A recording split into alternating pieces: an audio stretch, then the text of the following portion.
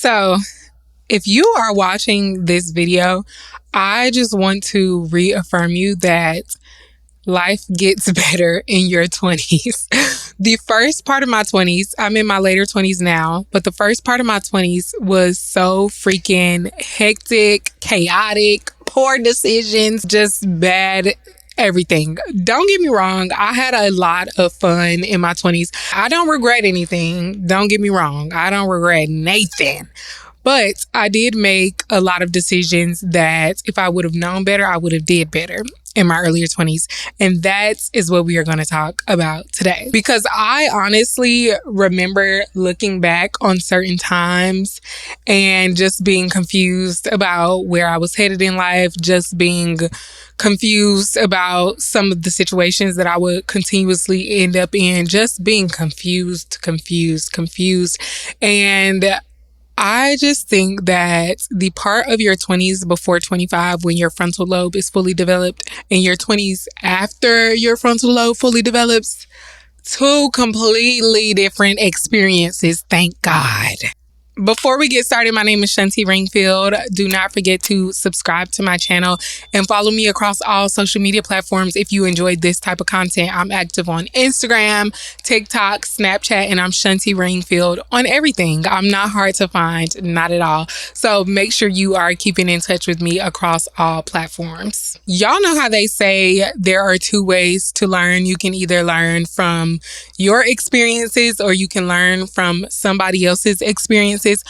I have learned a lot of things from, yes, other people's experiences and observation, but also through my own experiences because I have always been very hard-headed. Like, everybody could tell me don't do X, Y, and Z because this is going to be the result. And there are just some things that I just used to itch to try myself, and I just had to try them myself. But y'all know the saying, a hard head makes a soft bottom.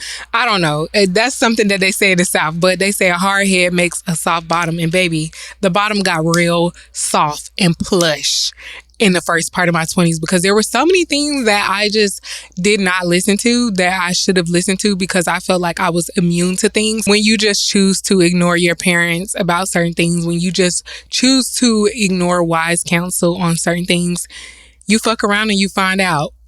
That's as simple as I could put it. You fuck around and you end up finding out. Thank God I ain't never been through nothing I couldn't bounce back from, but yeah, I definitely fell on my face a few times and got back up every single time. I honestly think that your 20s is just full of that. It's full of falling down and getting back up. Okay, so I wrote down 20 things. Let's see if we get through them all. 20 things that I learned in my earlier 20s. Number one, do not make permanent decisions based off of temporary situations. This means friends, relationships. You know what? Especially relationships for women because, excuse me.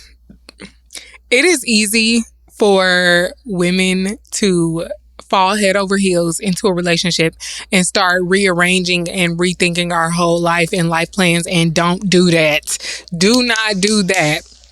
Whatever plans, whatever goals you have set for yourself, stick to them. Do not let friends, do not let relationships, do not let family members, do not let anybody deter you from your goals. Do not make permanent decisions based off of temporary people in your life. Do not decide to go to a school just for a guy when you know they don't have the major that you want to pursue. People come and go in your life, but the one person that will always be with you is you. And when you go to bed at night and when you wake up 10 years from now, you want to be satisfied with the decisions that you made, and you want to go to sleep at night knowing that you made decisions based off of what you wanted to get accomplished and where you wanted your life to go, and not based on other people. Number two, be selfish in your 20s. Always put yourself first. You hear me? Always put always put yourself first. If you are in your 20s and you do not have kids yet, you don't have a mortgage yet, you do not have any real responsibilities. You are only responsible for yourself. You are not responsible for anybody else but yourself. Use that to your advantage. Be selfish. Take the opportunities. Travel. Take the job. Wake up early. Do the things that you want to do. Use your time to pour into yourself. The more you build yourself up, the more you are going to be putting yourself in a position to easier accomplish the goals that you want to accomplish. So invest in yourself. Do not worry about people calling you selfish. Be selfish in your 20s. That's the best time to be selfish. You can learn from it later.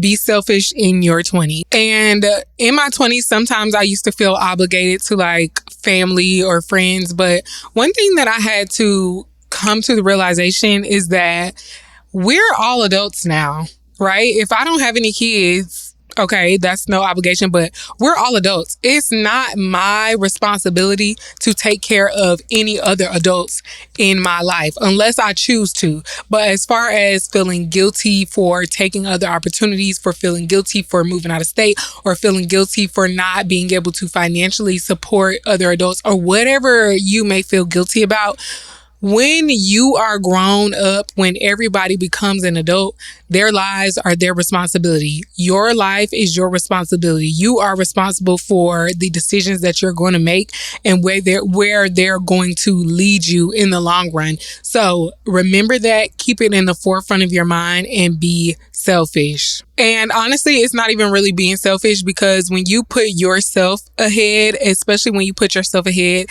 because the people around you don't have the tools yet to put themselves ahead, you elevate everybody in your life. Everybody who is in your life is going to benefit from you being selfish and from you putting yourself ahead of the game, from you having tunnel vision, focusing and locking in. Number 3, sex is different for men and for women. It just is. Now, I'm not saying that it should be. I'm not saying that it should be, but what I learned is that the way that men collectively think about intimacy and the way that women think about intimacy collectively is just different. And the sooner that you realize that, the better off you'll be. It's just different. You can't change it. I'm sorry. It is what it is. You can think differently, but it won't change the way that other people who are not you are wired to think, if that makes sense. And so it would just make sense, and it would just behoove you to keep that as a chess piece and to not be so willy-nilly, honestly, and to guard your heart and guard your body, because men and women do not think about intimacy, do not think about sex in the same way. If you want to see a whole video on that, watch my things I learned about dating in my 20s video. Number 4, moving fast does not mean moving correct. Y'all ever heard of the saying going nowhere fast? I feel like I spent a lot of my 20s going nowhere fast in a lot of situations, and I didn't realize it until I stopped working at the club. So I worked nightlife at one point in time, and I really loved getting the fast money. But when I got out of that environment, I just realized how fast I moved at everything, how fast I wanted to move at dating, how fast I wanted to get all the money and do all these things so quickly. And I also realized that I was misaligned. And so I moved so fast in all of these things that I thought I wanted. And I had progressed in so many ways just to get to a point where I was like, oh my gosh, I'm not happy with this. And this is by no means the type of life that I intended to create. So moving fast does not always mean moving correct.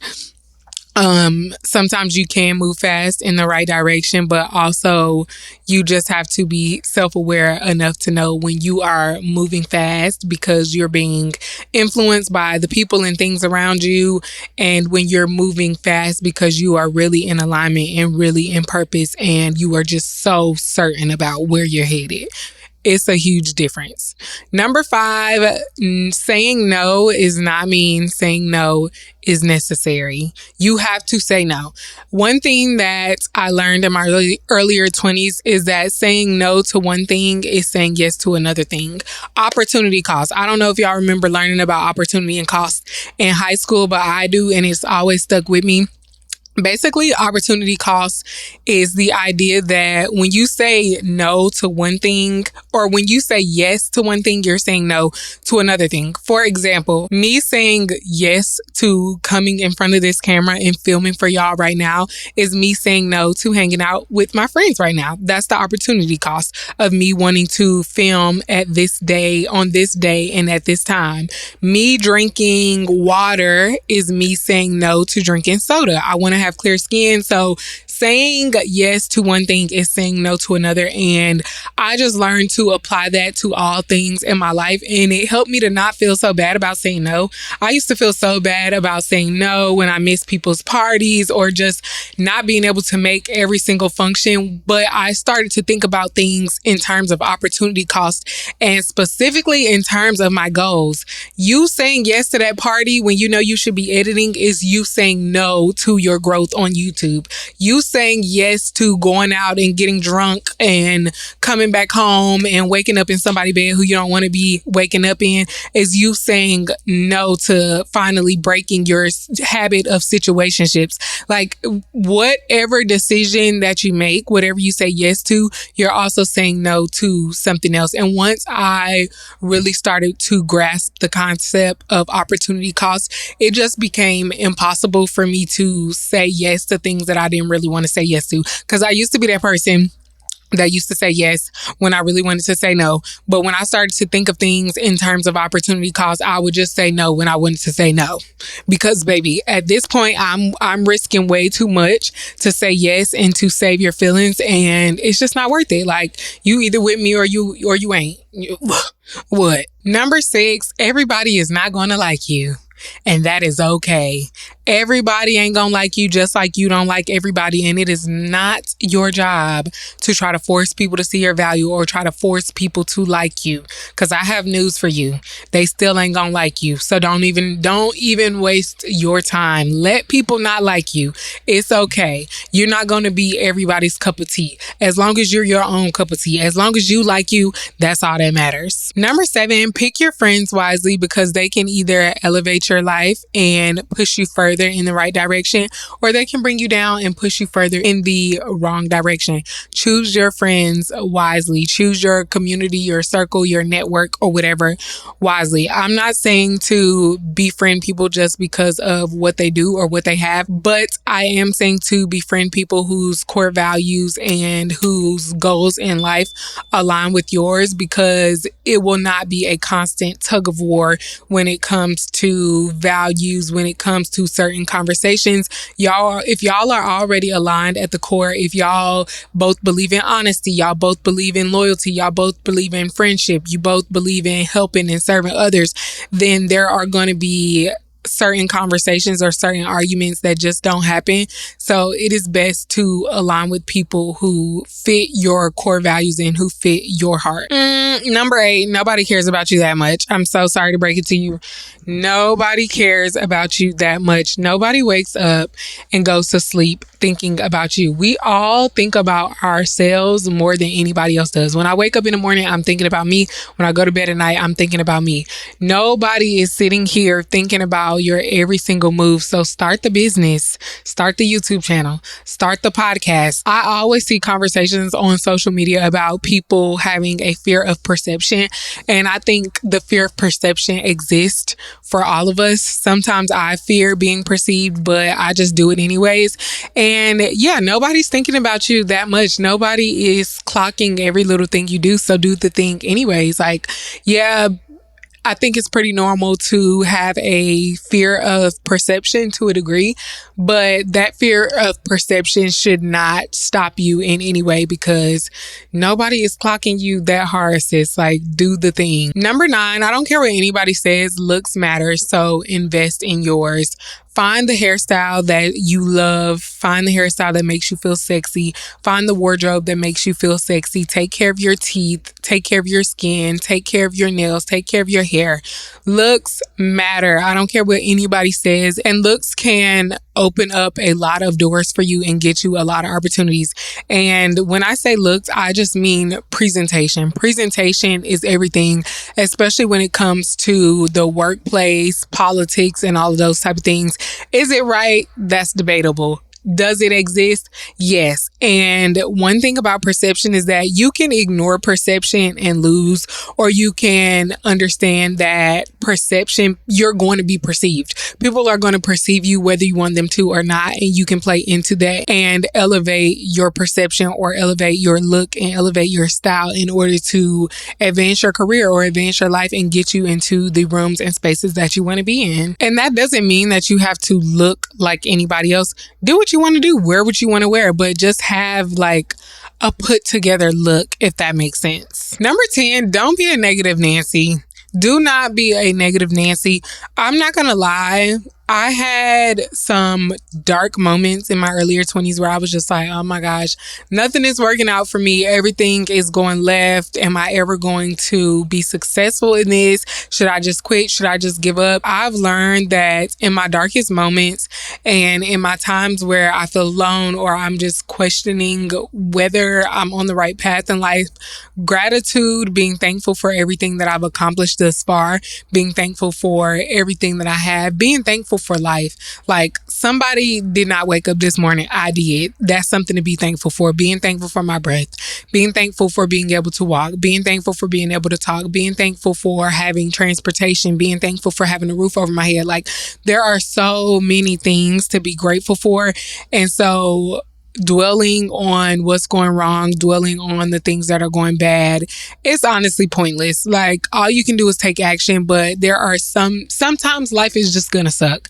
Like, that's life. Nothing is gonna always be perfect. Every day is not gonna be the happiest days of our lives, and that's okay. But when you find yourself spiraling for days, when you find yourself constantly going in a deep, dark hole, I personally like to implement gratitude into my daily routine. So find some things to be thankful for when you find yourself constantly being negative or you find yourself only being able to harp on the negatives.